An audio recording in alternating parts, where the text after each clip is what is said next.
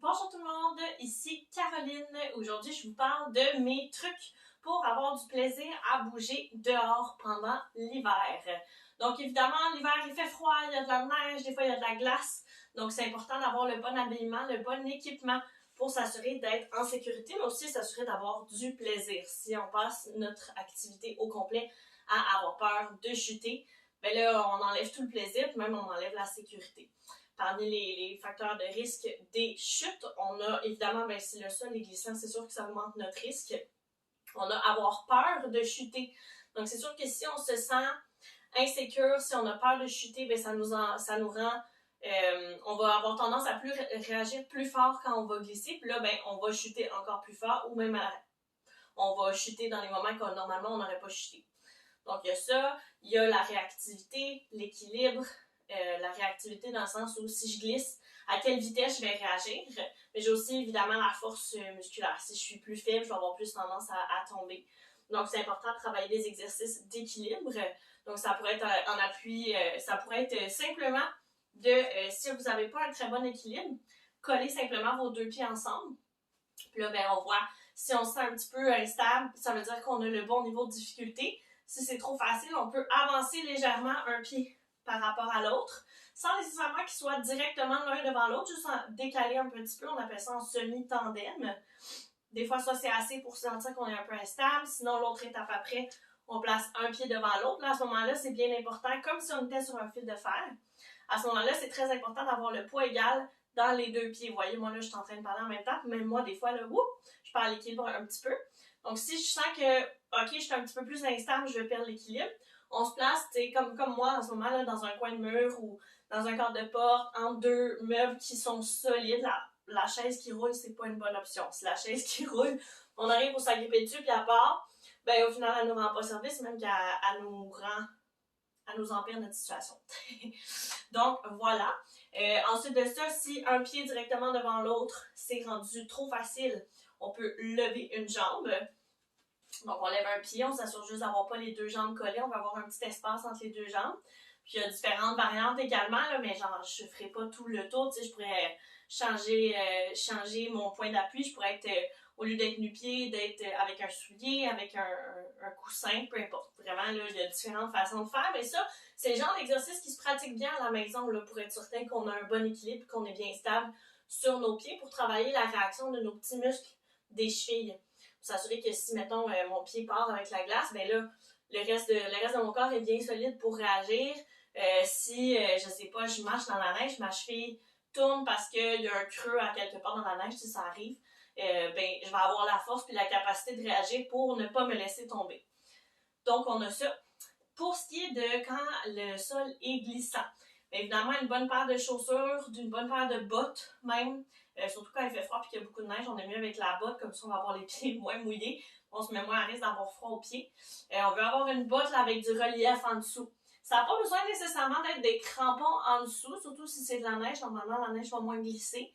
Mais c'est ça, on veut pas avoir un soulier qui est lisse comme ça ici. Là, ça, c'est pas un bon choix. Ça, c'est un soulier d'intérieur. Je vais pas aller marcher dans la neige, dans la glace avec ça. C'est sûr que je me mets à risque de chuter. Mais c'est ça. Sinon, on a également l'option d'acheter des crampons. Moi, je vous montre des crampons qui sont très, très accessibles, que moi-même, j'ai acheté en pharmacie il y a quelques années et ils t'offrent encore. Je veux dire, ils font encore le travail.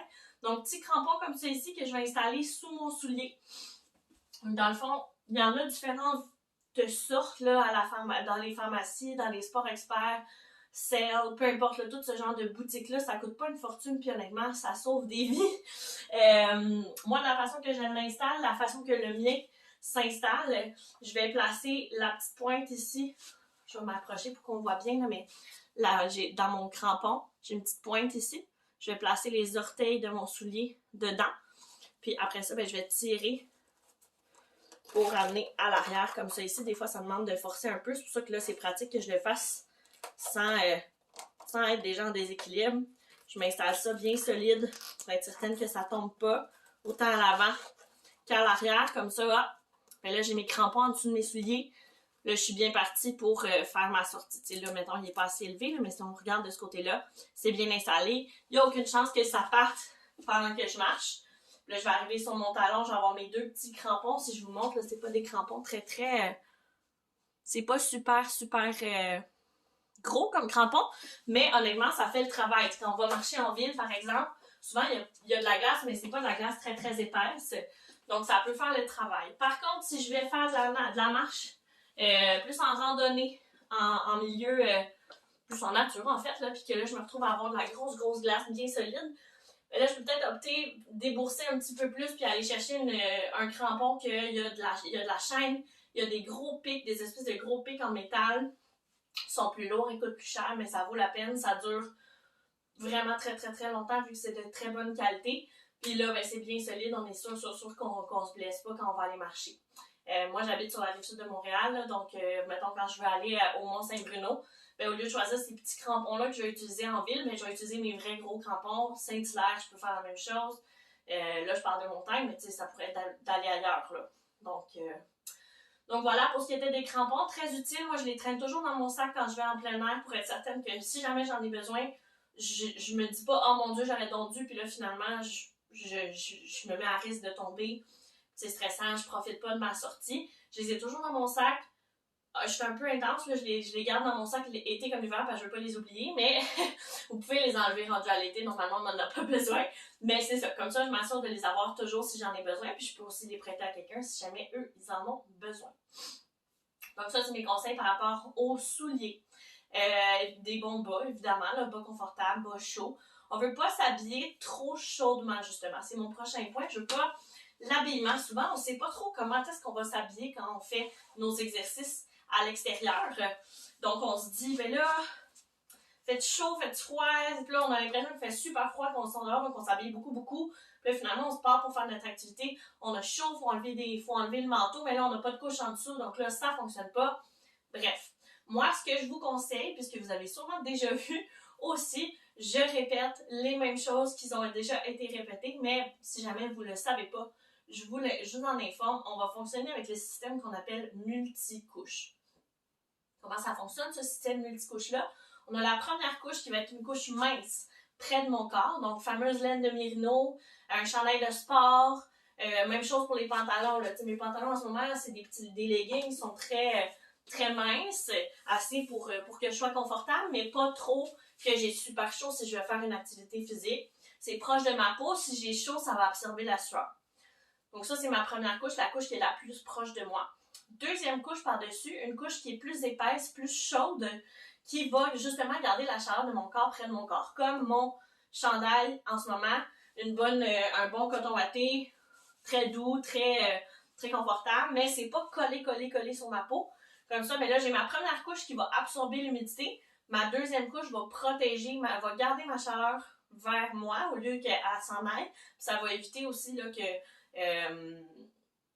vu que j'ai cette couche-là en plus, ben là, je vais éviter que ma couche qui est la plus proche de moi, qui est humide, prenne froid, puis que là, ma peau prend froid aussi. Donc ça, c'est ma deuxième couche.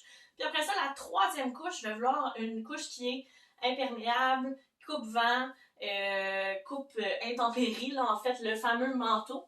Donc, je vous amène deux manteaux différents. Donc, j'en ai un qui est un peu plus mince, comme ça ici, puis qu'on voit qu'il y a des... Tu sais, ici, ça, c'est vraiment en tissu, si je vous le montre, là. Ça, c'est vraiment en tissu, ça, c'est plus en espèce de matelassé. Ça, ici, c'est très chaud, ça, ici, ça respire. Donc, dans une journée qui n'est pas trop froide, je vais pouvoir mettre ça comme dernière couche. Des fois aussi, on peut jouer avec les couches. Pas obligé de mettre tout le temps les 3 couches, mais c'est le système. Dans des journées pas trop froides, moi, personnellement, j'aime bien mettre ma première couche. Ça, je la mets toujours proche de moi. Pour ça, je vais mettre cette couche-là ici. Donc ça, ce manteau-là me permet de, s'il y a du vent, ça passe pas au travers de mon manteau. Je vais pas prendre froid à cause du vent. S'il pleut, s'il neige, ça touchera pas mes couches qui sont en dessous, donc je serai pas toute mouillée et je prendrai pas froid. Donc ça, c'est une option quand il fait un petit peu plus chaud. Je dirais peut-être en 0 puis moins 10, là, ça peut être une bonne option. Mais encore là, c'est vraiment une question de préférence personnelle. Ensuite de ça, pour les journées un peu plus froides, ben là, je vais aller vraiment à une couche très chaude. Tout est matelassé, il n'y a aucune trappe d'aération.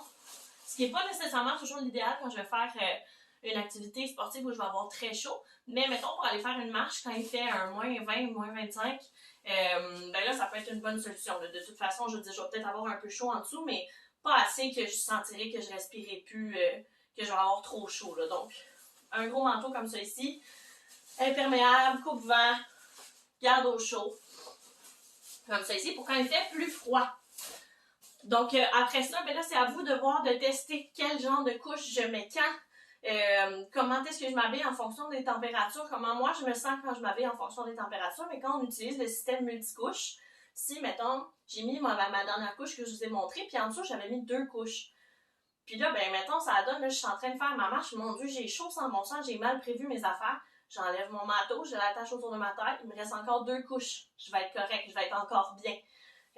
Si jamais je me remets à avoir froid, parce que là, au lieu de monter la montagne, je suis en train de redescendre, c'est un petit peu moins intense au niveau cardiovasculaire, j'ai moins chaud. Je remets mon manteau simplement, puis on est reparti. Ou mettons à la fin d'un entraînement en cours de groupe à l'extérieur, bien souvent à la fin, on va faire des étirements. Là, cette période-là, évidemment, est moins intense, donc on a moins chaud, on remet le manteau avant de rentrer dans la voiture. Donc ça, c'est mon truc pour ce qui est du multicouche. Après ça, pour comment vous habiller. Moi, un truc que j'utilise toujours et qui fonctionne toujours, c'est de m'habiller comme s'il faisait 10 degrés plus chaud que la température ressentie. Pas la température de base. Tu sais, des fois, ça va dire il fait -10, mais température ressentie -18.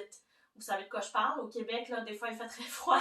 On compte là-dedans dans la température ressentie le niveau d'humidité, le vent, toutes sortes d'autres choses là, que je connais pas nécessairement. Mais bref, c'est ça. On compte les intempéries en plus du fait de la température de l'air quand tout est beau. Donc, mettons qu'il fait -18, ben, je vais m'habiller comme s'il faisait -8. Au début, je vais sortir dehors, je vais peut-être avoir un petit peu froid, ça va être un peu frais, mais pour être bien honnête avec vous, quand je vais partir de mon activité, je vais être juste bien. Je n'aurai pas besoin de traîner là, 4 couches différentes, puis là, enlève le sac, enlève le manteau, attache, remets le sac. C'est pas tant que c'est grave. Si vous, ça vous dérange pas, vous préférez enlever des couches, vous voulez absolument pas avoir froid quand vous partez, je respecte ça, c'est correct, allez-y selon ce que vous voulez. Moi, je vous dis ce que moi je préfère, puis ce qui en général est le mieux. On veut pas avoir trop chaud. Si on a trop chaud, on crée trop d'humidité. L'humidité au froid, on sait que c'est pas bon. Donc, on veut juste faire attention à ce niveau-là, mais encore une fois, je vous laisse gérer qu'est-ce que vous voulez mettre. Moi, souvent, entre 0 et -10, je vais pas mettre beaucoup de couches, je vais pas mettre ma deuxième couche. Entre -10, -20, je vais mettre une deuxième couche, puis en bas de -20, là, je me gâte, là, je mets toutes les couches possibles et imaginables. Surtout que souvent, ben, il va vanter, il fait froid, je protège même ma peau du froid avec un produit spécial. Il en existe en pharmacie, vous allez pouvoir magasiner qu'est-ce qui est le mieux pour vous, mais il faut protéger sa peau du froid. Des fois, juste la vaseline ou mettre de la vitamine E, de l'onguent vitamineux sur les joues, juste pour s'assurer que ça ne gèle pas et que je ne me fais pas d'enjure. Mais évidemment, c'est à votre discrétion de voir si vous voulez sortir quand il fait très froid. Moi, j'aime ça, mais vous n'êtes pas obligés. Puis ensuite de ça, pour ce qui est des mains, je sais que beaucoup aiment ça avoir les gants. Donc, c'est pratique les gants parce que là, je peux plus facilement manipuler les choses. Mais quand il se met à faire froid, honnêtement, on laisse faire les gants. On y va avec des mitaines. Ça ici, c'est des mitaines un peu plus de sport. Donc, pas très très épaisses. Elles respirent quand même bien. Elles sont petites, très légères. Là, donc, ça, c'est des mitaines que j'utilise quand je fais mes activités physiques à l'extérieur pendant l'hiver. Mais si je voulais, mettons, je voulais aller faire du ski de fond, une activité qui demande peut-être un peu moins d'intensité en termes de cardiovasculaire, j'ai moins chaud, là, je vais y aller pour une bonne paire de mitaines. Quand on veut vraiment pas avoir froid, allez-y pour les mitaines qui sont plus en cuir ou qui sont doublées. Vous pouvez regarder aussi là, sur les emballages, sur les inscriptions par rapport aux matériaux qui sont utilisés pour faire la mitaine. Souvent, ça va être écrit jusqu'à quelle température vous pouvez aller. Si vous n'êtes pas une personne qui aime ça aller bouger dehors à -30, bien évidemment, c'est pas très grave si votre mitaine ne se rend pas à -30. Mais si vous aimez ça et que vous ne voulez pas être limité par le froid, bien là, ça vaut la peine de débourser pour une paire de mitaines qui vaut plus cher mais qui va durer toute la vie, ou presque, là, puis que vous n'aurez pas froid. Puis en dessous de cette mitaine-là, quand il fait froid, puis qu'on va avoir besoin de sortir nos mains de temps en temps pour aller chercher les clés, barrer un cadenas, peu importe, là, sortir le téléphone, bien là, moi, ce que je vais faire, je vais mettre une petite un petit gant en dessous, un gant mince. Je fais le même principe que pour le restant de mon corps. Donc, première couche mince, proche de moi. Puis ensuite, deuxième couche plus épaisse, coupe-vent, pour m'assurer de ne pas avoir froid aux mains. On fait le même principe pour les pieds, mais de toute façon, les pieds, on a les bottes, on a les souliers, donc on est correct. Donc, c'était mes conseils pour aller bouger dehors pendant l'hiver.